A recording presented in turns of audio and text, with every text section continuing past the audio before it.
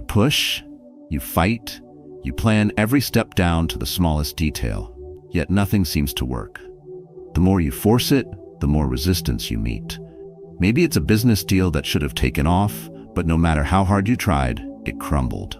Or a relationship you held onto so tightly that, in the end, it slipped right through your fingers. Or perhaps it's the endless pursuit of success, grinding, hustling, controlling, only to feel exhausted, frustrated, and stuck. Sounds familiar? That's because life doesn't reward force, it rewards flow. Ancient Stoic philosophers like Marcus Aurelius and Epictetus understood this truth well. They lived by a principle that's as powerful today as it was centuries ago. Stop resisting what is. Accept, adapt, and move with life, not against it. But how do you do that? How do you stop forcing and start allowing things to unfold naturally without giving up on your goals? This video will reveal 8 powerful Stoic lessons that will change how you approach success, relationships, and personal growth. Lessons that will help you find inner peace, clarity, and strength without the unnecessary struggle. And here's the best part. Once you master this, you'll realize that letting go doesn't mean losing. It means gaining everything that was meant for you. So stay with me until the end, and let's unlock the power of flow together. 1.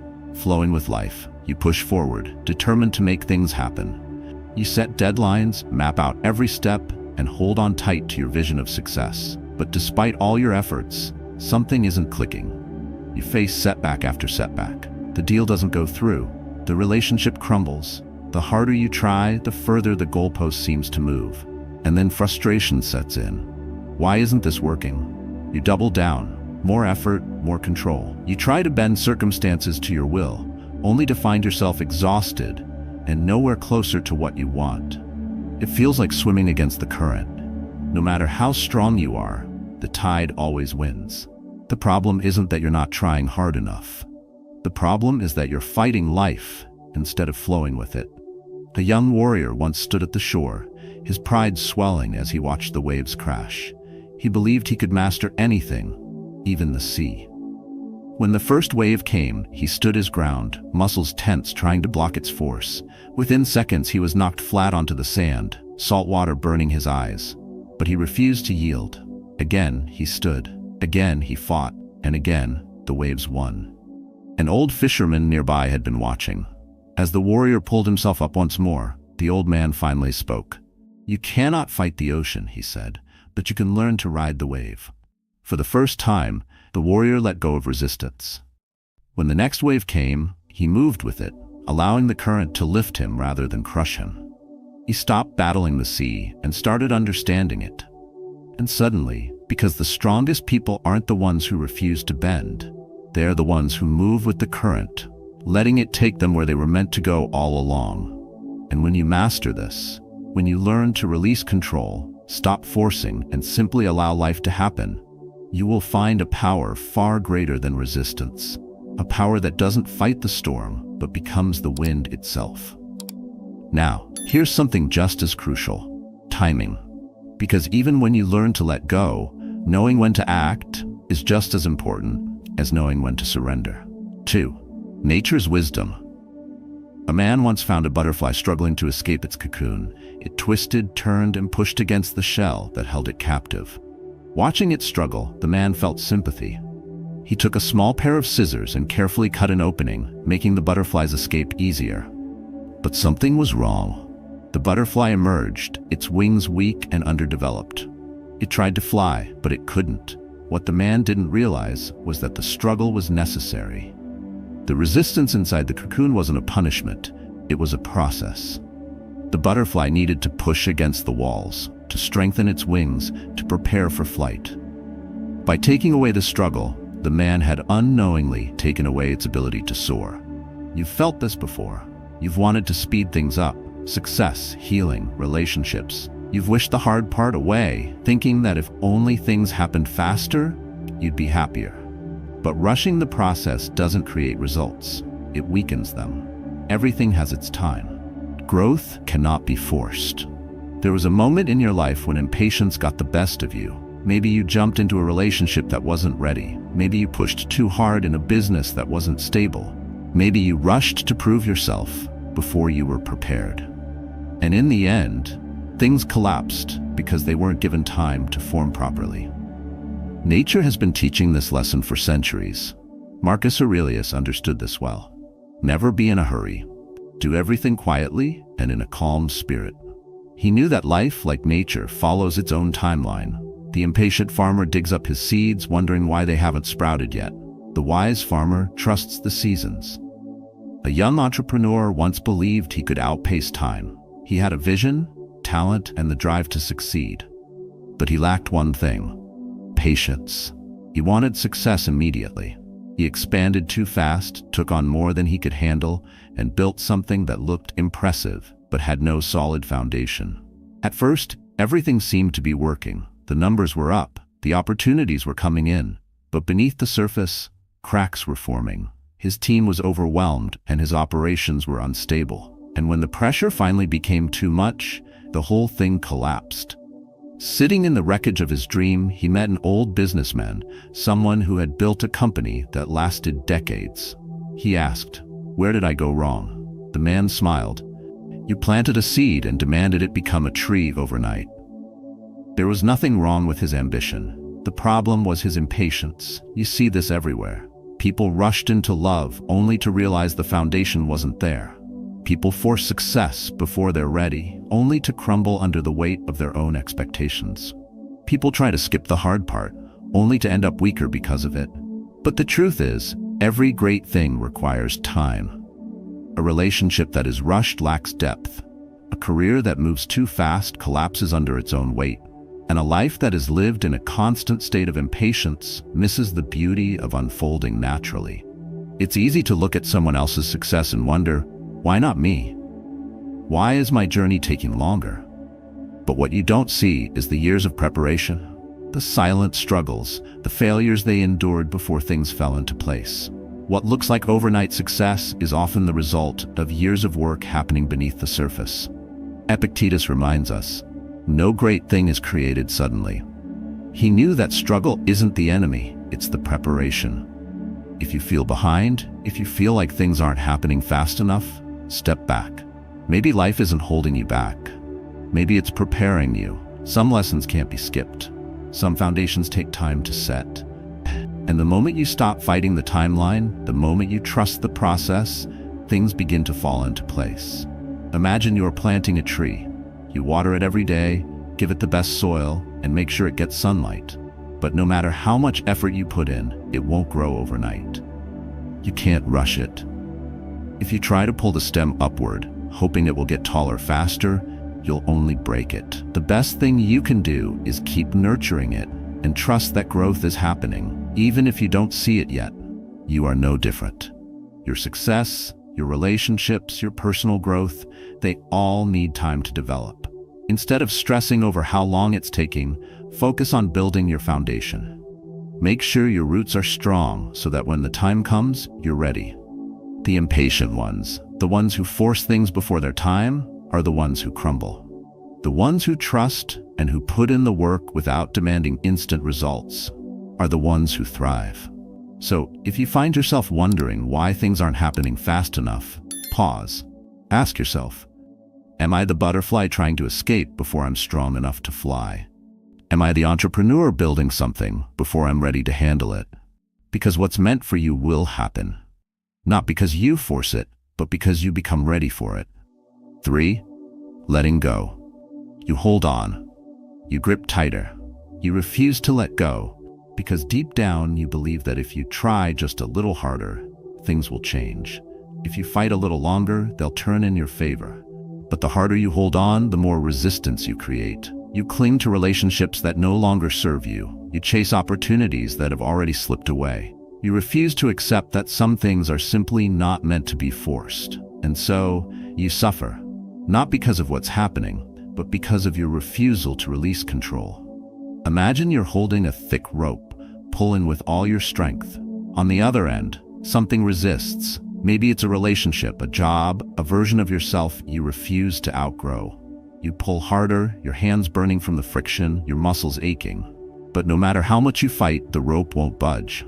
Then a thought comes. What happens if I let go? So, You loosen your grip. Instantly, the pain stops. The tension disappears. The battle you've been fighting is over, not because you won or lost, but because you chose to stop engaging in a fight that was never yours to win. This is what happens when you finally let go. You've felt this before. The moment you walked away from something that was draining you and suddenly life felt lighter.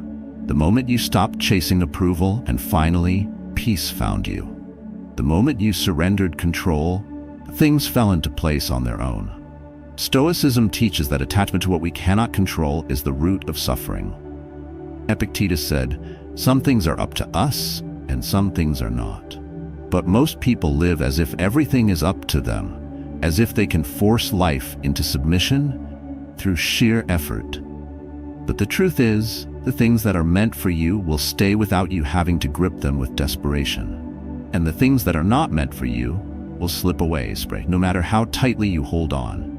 Yet we resist. We convince ourselves that if we just try harder, love more, and fix more, we can make things work. But what we fail to see is that forcing something to stay doesn't make it right. It just makes it more painful. A man once built a sandcastle near the shore. He spent hours shaping every tower, carving every detail, making it perfect. But as the tide began to rise, the waves crept closer. The sand started to shift beneath his fingers. Panic set in. He worked faster, trying to reinforce the walls, trying to stop the inevitable. But the ocean doesn't ask for permission. Wave after wave, the castle crumbled. And then, something changed. He stopped resisting. He sat back and watched as the water took away what was never meant to last. For the first time, he realized he had been trying to keep something permanent in a world that is constantly changing. We do this all the time. We build our castles, relationships, careers, identities, and when life starts shifting them, we fight. We try to keep things the same, even when they're meant to evolve. But nothing in life is truly ours to keep. A woman once loved a man who had already left her in every way except physically. She knew it was over, but she couldn't accept it. She held on, made excuses, ignored the signs. She convinced herself that if she just proved her worth, he would stay. And so she tried everything. She changed herself. She poured more love into a cup that would never be full. But the harder she held on, the further he drifted. Until one day she realized she was chasing a ghost. She let go, not out of anger, not out of weakness, but because she finally understood that love cannot be forced, only given freely. For the first time in years, she felt free. This is what happens when you stop forcing what isn't meant for you. When you stop holding on to something that is already gone. When you finally trust that what is meant to be yours will never require you to fight for it. People think letting go means giving up. They think surrender means losing. But in reality, letting go is an act of power. It is choosing yourself over a battle that drains you. It is choosing peace over attachment. The Stoics knew this well. Marcus Aurelius wrote, "If something is in your control, take action. If it's not, let it go." There is no wisdom in forcing something that is meant to leave. No honor in chasing what is already walking away. The strongest people are not the ones who hold on the longest. They are the ones who know when to release. A clenched fist can't receive anything new. An open hand can. So the next time you feel yourself gripping onto something that is resisting you, ask yourself, what happens if I let go? Because the moment you do, you'll realize you were never meant to force life. You were meant to flow with it. 4. Balancing action and acceptance. A man pulls back the string of a bow, his target locked in sight. He steadies his breath, focuses on his aim, and then he releases. The arrow cuts through the air, swift and precise, but once it leaves his grip, it is no longer in his control. The wind may shift, the target may move, or an unexpected obstacle may alter its path. But none of that matters now. His role was to aim and release. The rest? That belongs to something beyond him. This is how life works. You prepare, you put in the effort, you do everything within your power. But at some point, you must let go of control and allow things to unfold. Yet, most people struggle with this. They overthink, overcorrect, and try to control every step of the outcome. They shoot the arrow, but instead of trusting the process, they run after it, trying to guide it midair. But no matter how much you chase, you cannot control what is already set in motion. There was once a boxer who had spent years training for the biggest fight of his life.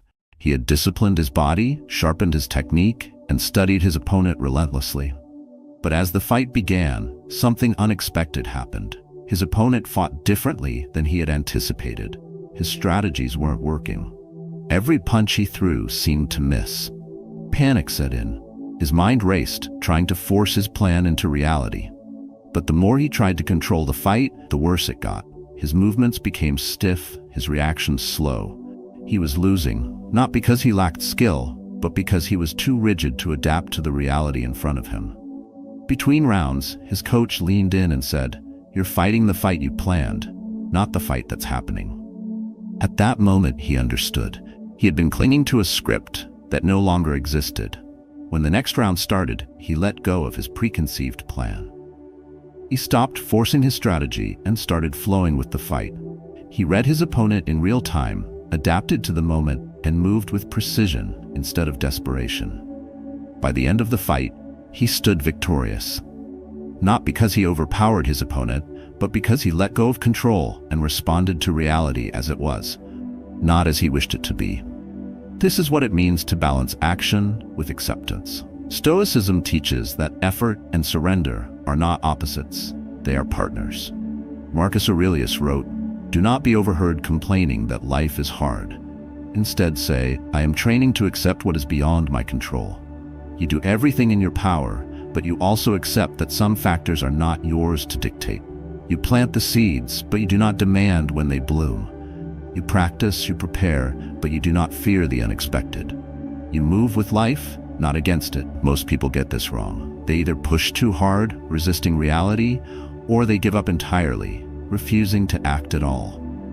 But wisdom lies in the balance, knowing when to push forward and when to step back. A businessman once tried to force a deal. He had spent months negotiating, controlling every aspect of the process, making sure every term benefited him. But the other party was hesitant, and instead of allowing space for things to develop, he applied more pressure. The deal collapsed. Later, he met a seasoned investor who had been in the industry for decades. The businessman asked, "What should I have done differently?" The investor replied, "You held on to the deal like a man clinging to a rope in a storm. Instead of securing your grip, you should have let the wind carry it to where it was meant to go." Opportunities, relationships, and even personal growth work the same way. Some things require persistence. Others require acceptance. And the key is knowing which is which. Imagine you are trying to tame a wild horse. If you pull too hard on the reins, the horse fights back, resists, and might even throw you off. But if you let go completely, it runs off, uncontrollably. The solution?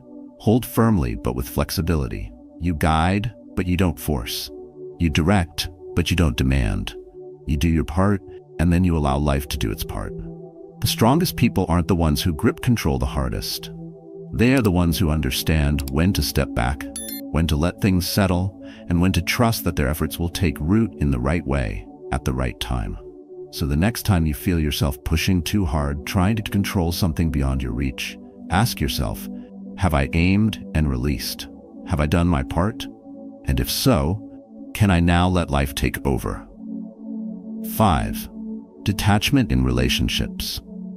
A hand that squeezes too tightly ends up crushing what it holds. A relationship that is controlled, forced, or clung to out of fear does not thrive, it suffocates. You've seen it before.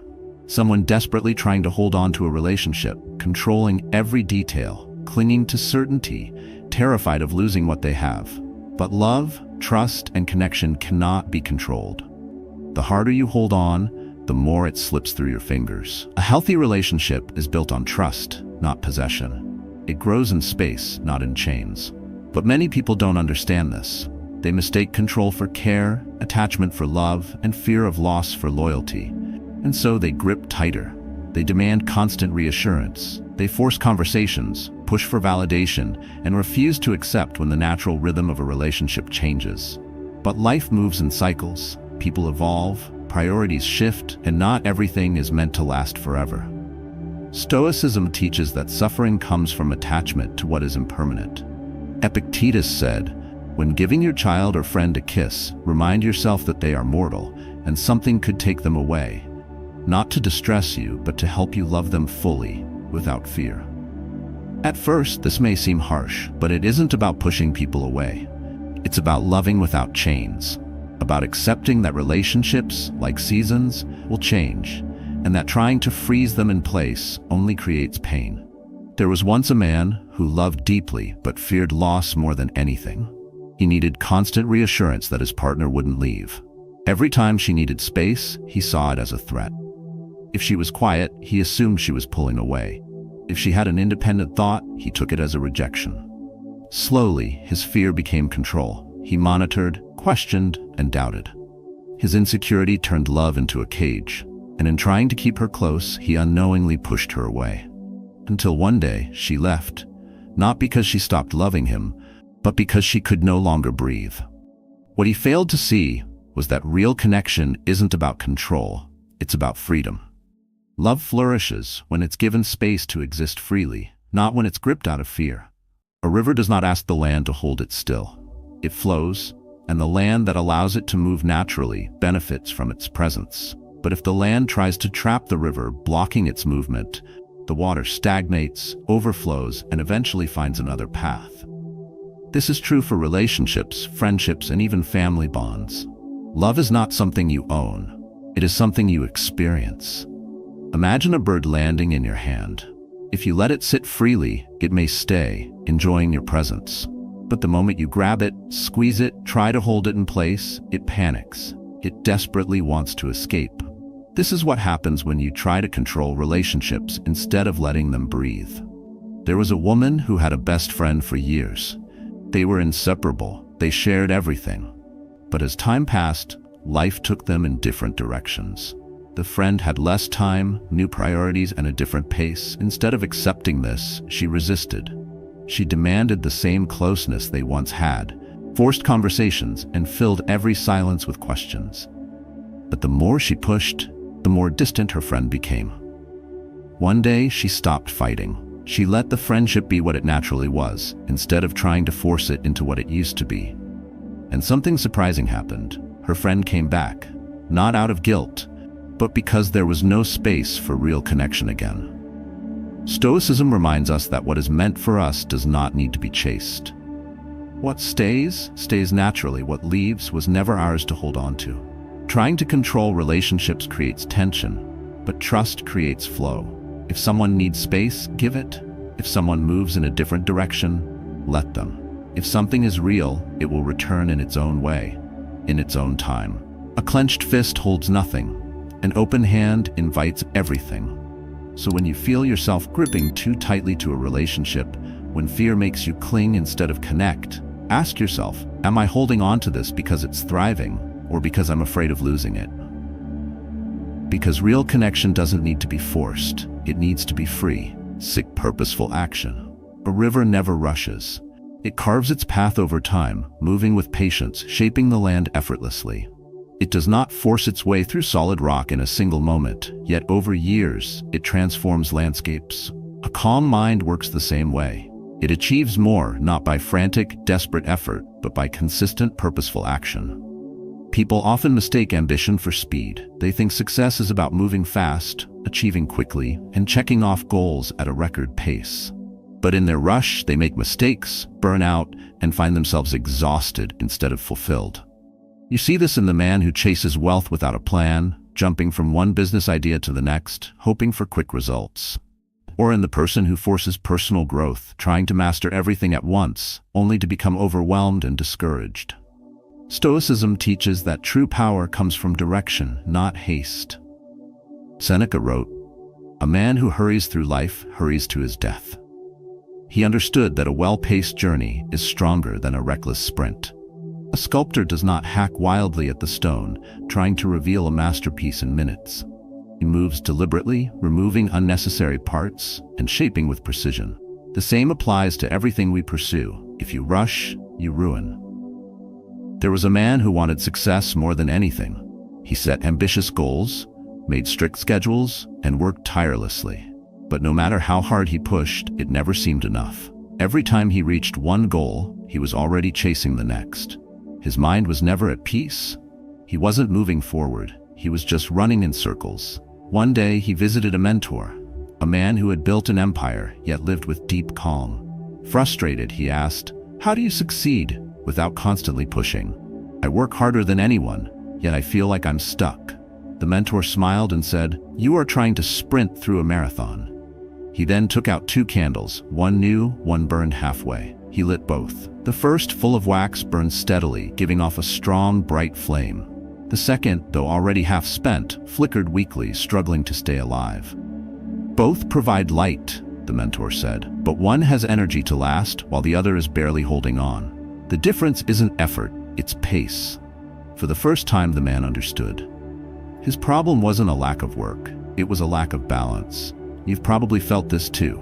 You push yourself to the limit, believing that if you slow down, you'll fall behind. You work harder and take on more, but in the process, you sacrifice peace, clarity, and even the very success you seek. But what if slowing down is the very thing that makes you more effective? A steady mind makes better decisions. A rested body moves with more strength. A focused effort achieves more than scattered energy.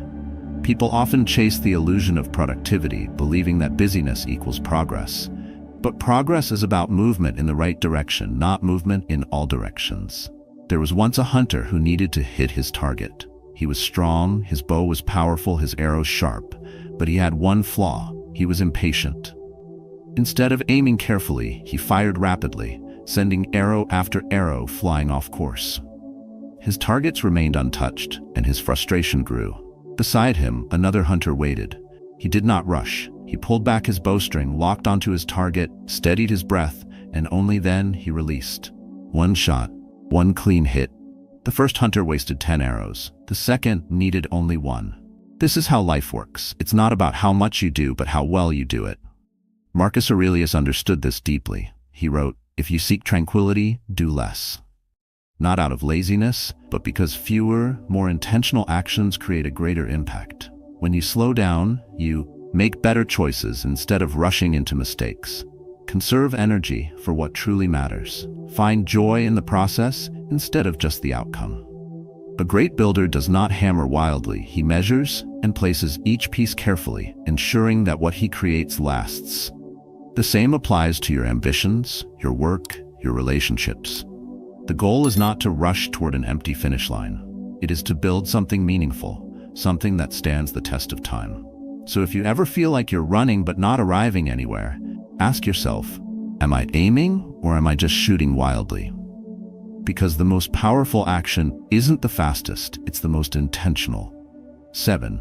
Flexibility over rigidity. A tree that refuses to bend in a storm is the first to snap. A rigid mind, unwilling to adapt, is the first to suffer. People believe that strength comes from standing firm, from refusing to yield. But real strength comes from knowing when to hold your ground and when to move with the forces around you. Life does not care about your plans. It does not adjust itself to fit your expectations. If you try to fight reality, you will lose. If you refuse to adjust when circumstances shift, you will break. You've seen this before.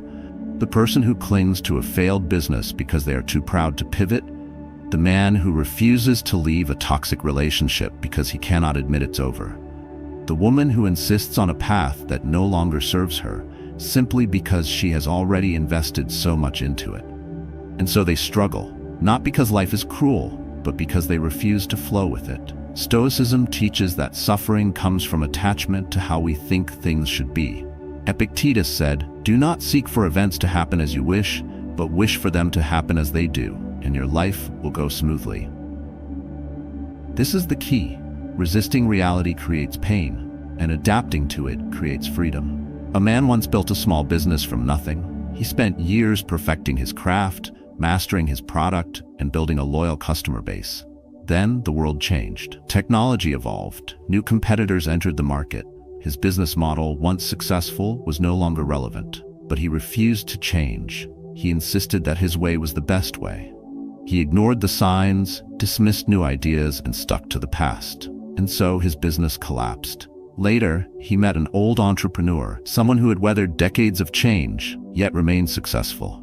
Frustrated, he asked, "How did you survive when so many others failed?" The man replied, "I did not fight the current. I learned to swim in it." In life, you are either rigid or adaptable. You either fight the inevitable or you use it to your advantage. A river does not curse the rocks in its way. It does not try to push them aside. It flows around them, shaping a new path. A martial artist does not meet force with force. He redirects his opponent's energy, using it against them. A great leader does not resist change. He moves with it, seeing opportunity where others see obstacles. Rigidity is not strength, it is fragility disguised as power. There was once a fisherman who had spent years mastering the sea. He knew the tides, the currents, the best times to set sail. But one day, an unexpected storm hit. The younger fishermen panicked. They fought against the wind, forced their sails in the wrong direction, and resisted the storm's power. One by one, their boats capsized. But the older fisherman did something different. He lowered his sails, adjusted his course, and let the storm carry him instead of fighting it. When the winds finally calmed, he was the only one who remained afloat. Because he understood something the others did not, you cannot fight the forces of nature. You can only learn to move with them. The same applies to your life. Your plans will not always go as expected. People will change. Opportunities will come and go.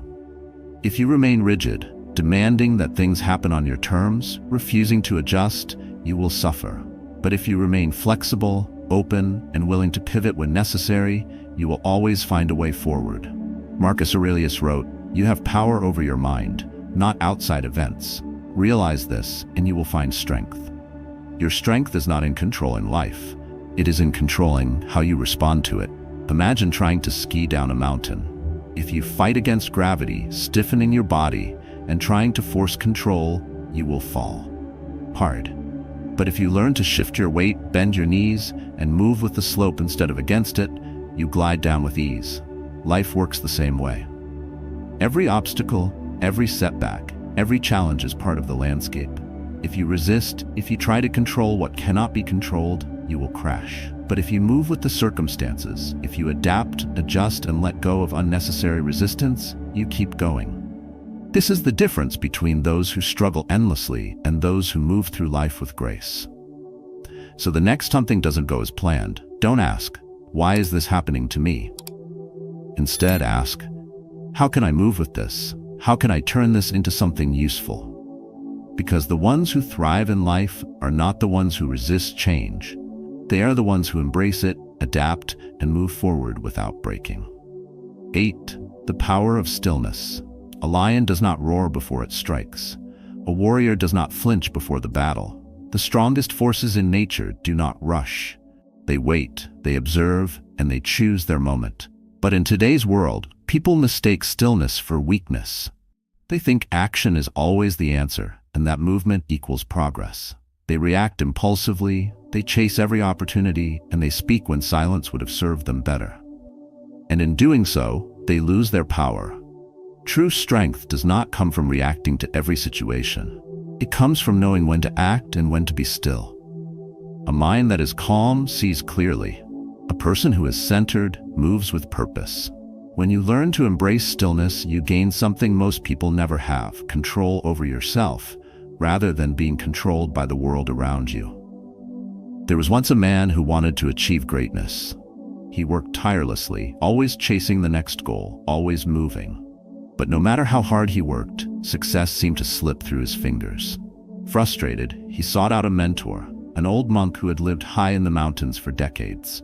He climbed the long path to the temple, eager for wisdom.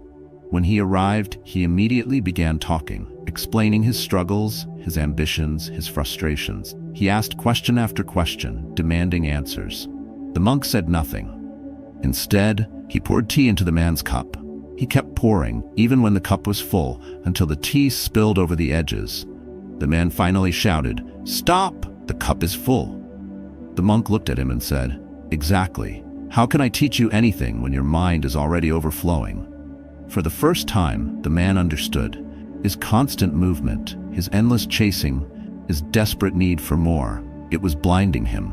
He had never stopped long enough to listen, to reflect, to allow wisdom to come to him. Stillness is not emptiness. It is where clarity begins. Marcus Aurelius, one of the greatest Stoic emperors, ruled an empire in chaos, yet he wrote, "Nowhere you can go is more peaceful, more free of interruptions than your own soul."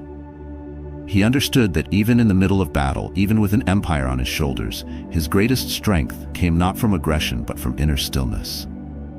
In life, people are quick to react. Someone insults them and they lash out. A challenge appears and they rush in blindly. A decision needs to be made and they act without thinking. But the strongest minds do not react, they respond. There was once a samurai known for his unbeatable skill.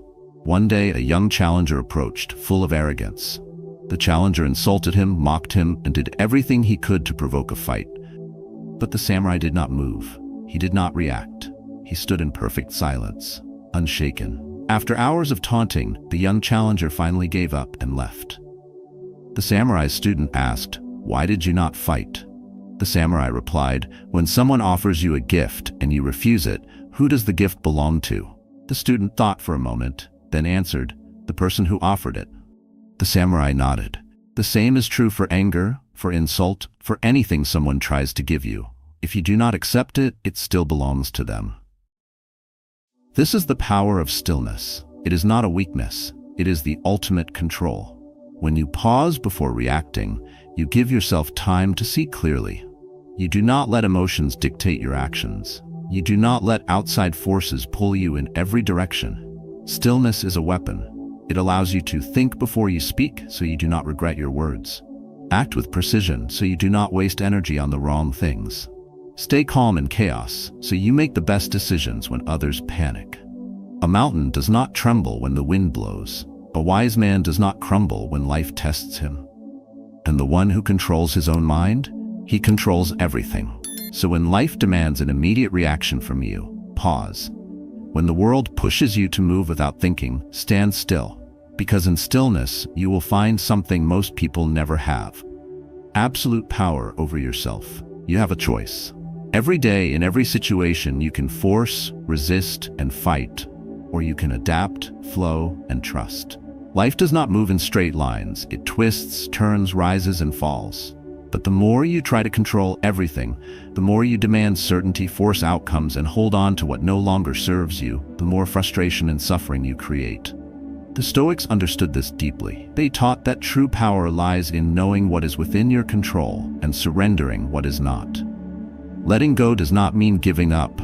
It means freeing yourself from unnecessary struggle. Instead of clinging to relationships that no longer bring peace, trust that space will reveal their true nature. Instead of forcing success through blind effort, move with purpose and patience. Instead of reacting to every challenge, practice stillness, so that when you do act, you act with wisdom. Nothing in nature forces itself. The river does not push against the rock, it finds a way around it.